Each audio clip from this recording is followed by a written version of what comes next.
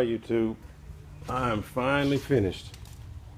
What I'm going to do in this one, I'm just going to give you a walkthrough of what all I've done to this it's a 05 Denali XL.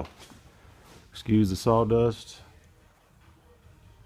It's been in there for about 3 weeks now, messing with it off and on. Cold weather and me do not get along. Here we go. Got that excess power D3400. Got the 0 gauge battery terminals, all 0 gauge OFC positive and negative runs throughout the whole vehicle. This wire here, that's the main original starting wire going to the junction box here. I just coated that with shrink tube because it was black. I just wanted to make everything look uniform. Everything going to the positive, everything's black going to ground.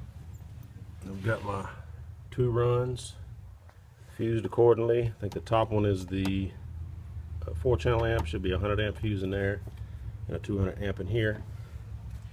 That's the 0 gauge runs going to the back. Got them zip tied together.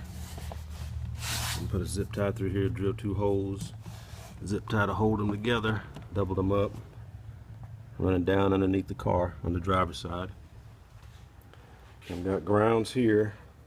That's the frame coming back around to the battery. This ground here going to the block here right by the alternator. And I've got the original ground that went to the engine block. That comes all the way back in here to that. And I've got the charging wire. Where's it at? Oh, right here. Charging wire here. Going back in here to the alternator. Still leaving the original factory one on there. There's a little rubber boot. Just slid it down. Had to notch out the shroud cover for clearance. Stock 160 amp, I think, alternator.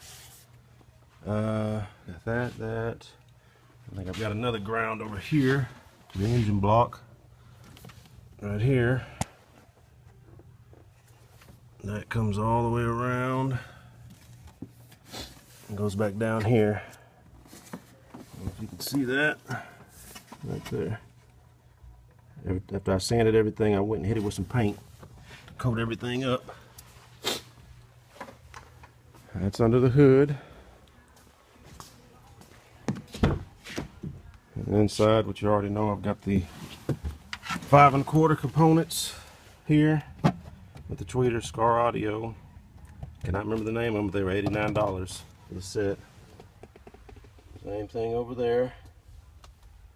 And then got the Pioneer AVH X5800 BHS in there. Then I did run a bass knob for my monoblock amp. And here, drilled it out through the bottom, took the whole console off, and ran it around, all the way around to the back down the driver's side. It was just enough. Just enough. It almost didn't make it. Had to rerun some wires on it just to let it make it. And then here, that's the crossover still on the driver's side. Loomed up. Go around to the passenger side. Just the same thing. Just ran all my RCAs, remotes, all that down this side, down the passenger side. Same thing in the back. Got the 5 1/4 Skars on that one as well. And another set of crossovers here under the passenger seat. I'm gonna try to climb off in here without hurting myself. To the back. Here, that's the 4-channel.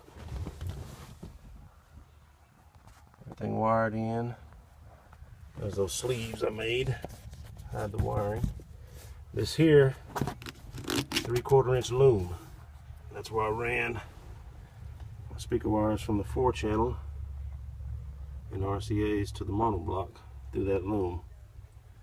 Try to clean it up a little bit. Each amp is fused again here. That's that 100 amp. There's your 4 to 0 gauge inputs. And there's the bass base knob wire. I had to cut it across here because I was too short. I wanted to run it this way, but it just wasn't enough length on it. So I ran it this way. There's the monoblock fused as well. Inputs, remote, and the speaker wires out the back. On the back side, I cut the speaker wire the same length for those subs, and just cut a notch out the back of that amp rack and tuck that wire up against it. I didn't want to do a 2-foot run here and a 4-foot there, so I cut them the same length and just zip tied everything and hid it behind there so they're equal length. Not knowing that that'll mess with anything, but I wanted to keep everything equal.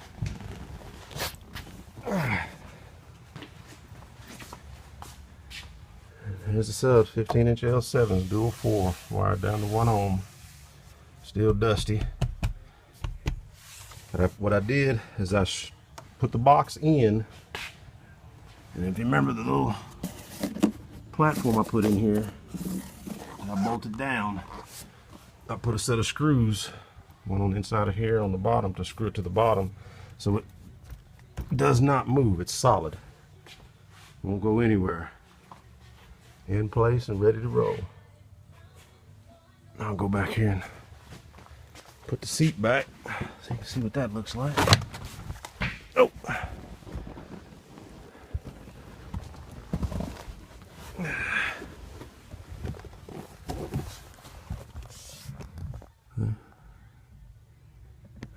Everything's on the side. Good clearance. Everything. I'll get this in place. There we go. Get this latch over here. That's that one. Lift the seat up.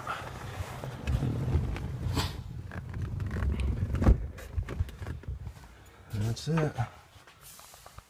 In place.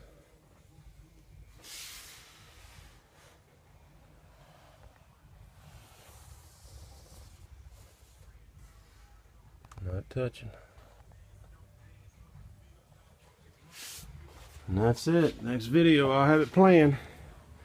Just wanted to show you finished product.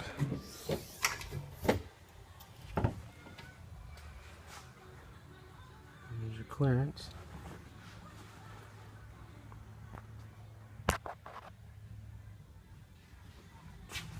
Still below the window line. That's the way I wanted to keep it. Alright.